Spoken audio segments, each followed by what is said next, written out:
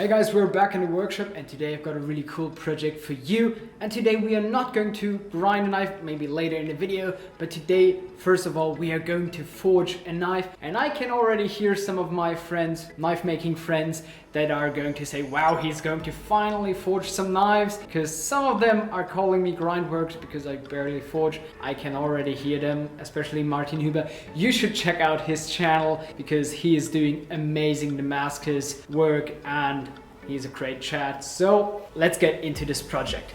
And today I want to try something out. You can see I have already got some flat stock material right here, and then I want to forge weld on the bolster with, of course, forge welding. So I have to cut out that knife, and then I have to also cut out some pieces, tack weld them, and then I can forge weld them on the anvil.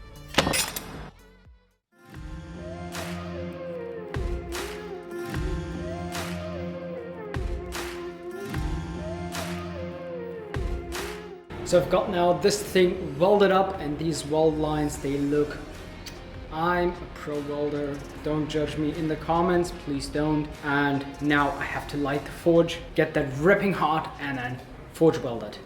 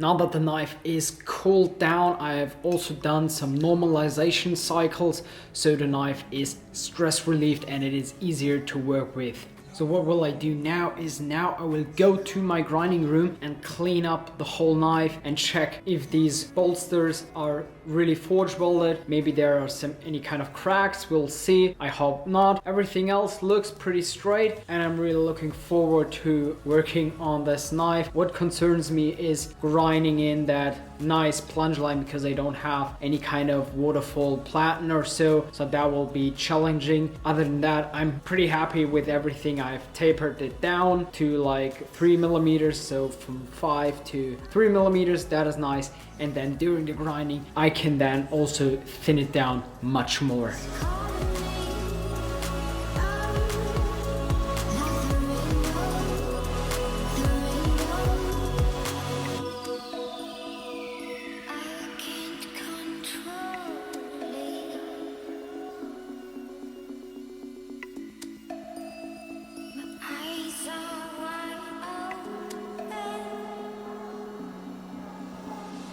Calling me, nothing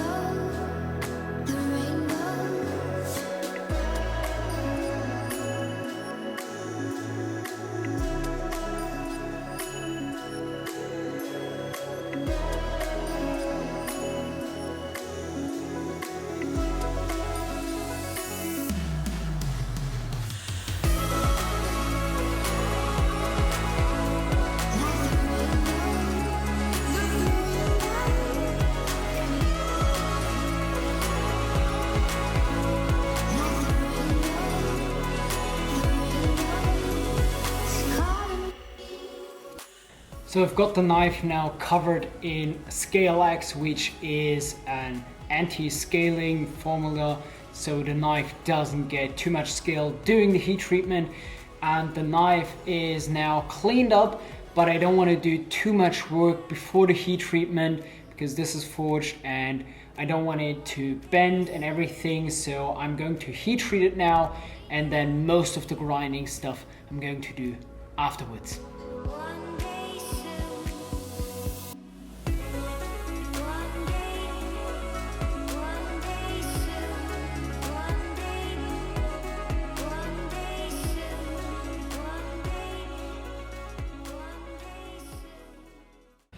So I've messed up on this one and I will show you in a second, but I've already forged a second one and I've already started grinding in a main bevel, but I have to heat treat this one again, and this one is just messed up. So that happens and then you just have to retry it, and that's how basically I learned knife making: messing up, retrying it, learning from the mistakes, redoing it again until you can make it. And so that's what I'm doing right now. So why did I messed up? And you can probably already see it. It is super thin here, it's got thicker here, and it's already quite thick still on the edge. And I don't want to have that to happen. You want to have it thin down here and not thin down here. I probably still can save it and make a smaller knife out of it, but this will be probably a later project. But you can see here I still got like a super thick spine before the heat treatment, and I want to thin it down, like make a nice distal taper in it. But I have messed up on a small wheel attachment, but then I can show you after the heat treatment. I have bought a new attachment that can probably save this one so I don't mess up on this spot again. And if you want to see me finishing up this knife and maybe saving this knife which I have messed up, write it into the comment section and I will try my best to save this knife.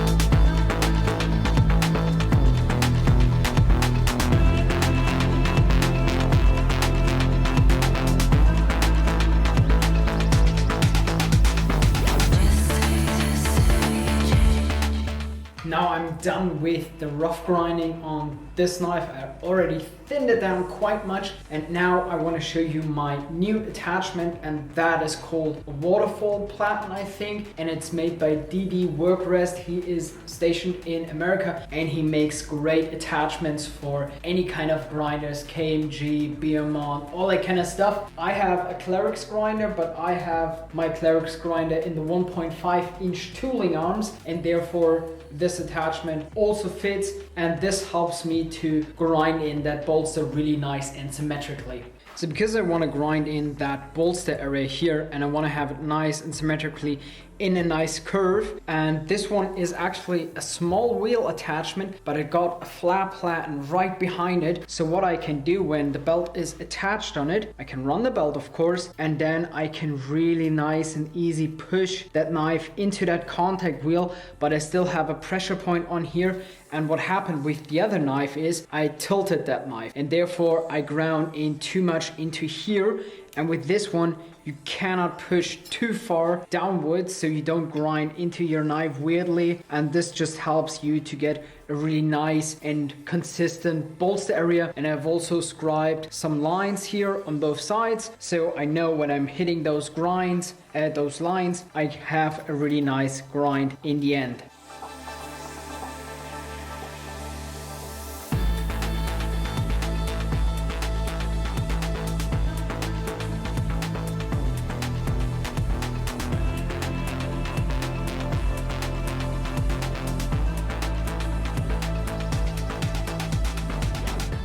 Now that the bevel is ground on the belt grind, I've also ground the bolster. I can now start with the fun part, hand sanding. You know me guys, I love sandblasting, but I don't love hand sanding. But I want to make a more classic style on this blade, so I have to go through it. So I will start probably with 180 and work my way up to 600 grit.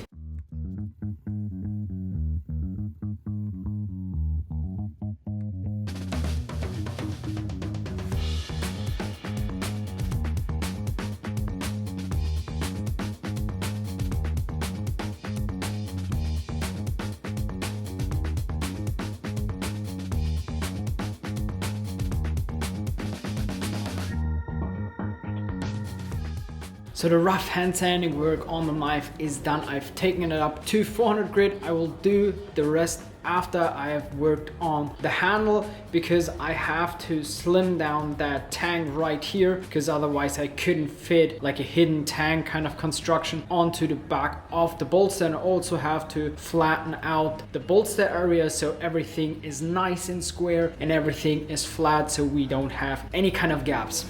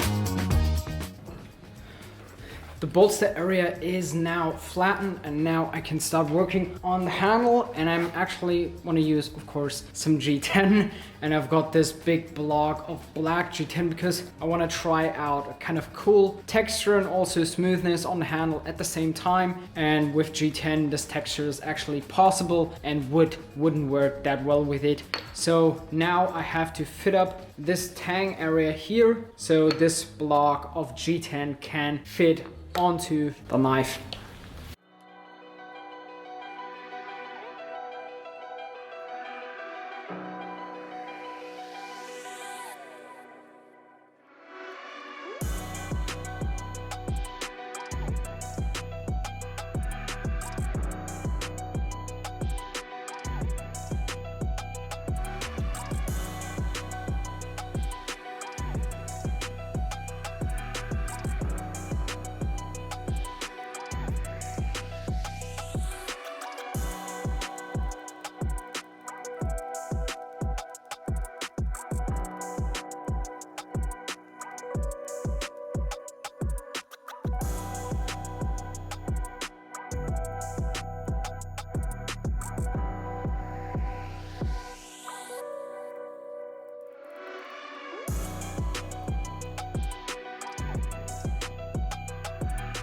Alright guys, so the tang is now finally fit up with this block of G10, and it took me way too long. It was just horrible to file out that G10. G10 is rock hard, especially when you're just having small files, but now finally it fits, so I can now finally glue that knife up, let it dry overnight, and then I can start working on the handle.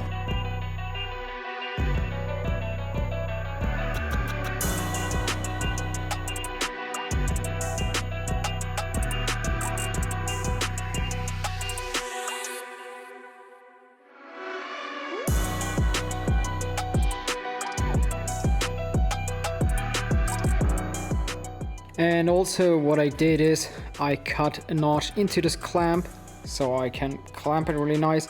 I've got good downward pressure, and this one is clamped into this vise, so everything is nice. And now I just have to let it dry. It is now the next day, and now I can free the knife off its clamp. The glue has been dried, and now I can start working on the handle, remove a lot of G10 and add a really cool handle to this knife.